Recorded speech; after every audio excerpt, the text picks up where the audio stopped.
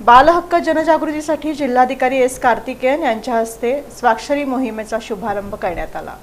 जागतिक बालहक्क कामगार विरोधी दिनानिमित्त कामगार विभागाच्या वतीनं सोलापूर जिल्हाधिकारी कार्यालयात विशेष जनजागृती उपक्रमाचं आयोजन करण्यात आलं।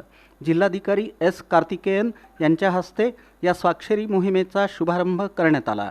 तसंच जिल्हाधिकारी कार्यालयात कामगार विभागाच्या वतीनं लावण्यात आलेल्या बालहक्क कामगार विरोधी दिनाच्या फलकाचं फीत कापून उद्घाटनही त्यांच्या हस्ते झालं।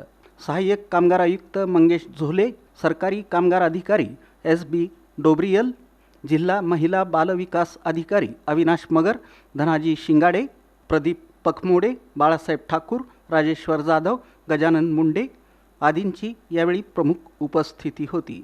यावेळी कामगार विभागाच्या वतीनं या मोहिमेद्वारे नागरिकांना बालमजुरी निर्मूलनासाठी बांधिलकी दर्शवण्याचं आवाहन करण्यात आलं।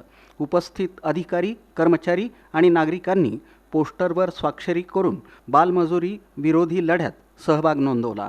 बालमजुरी ही सामाजिक समस्या असून तिचं निर्मूलन करण्यासाठी प्रशासनाबरोबरच समाजातील प्रत्येक घटकानं पुढाकार घेणं आवश्यक असल्याचं मत जिल्हाधिकारी कार्तिकेयन यांनी व्यक्त केलं।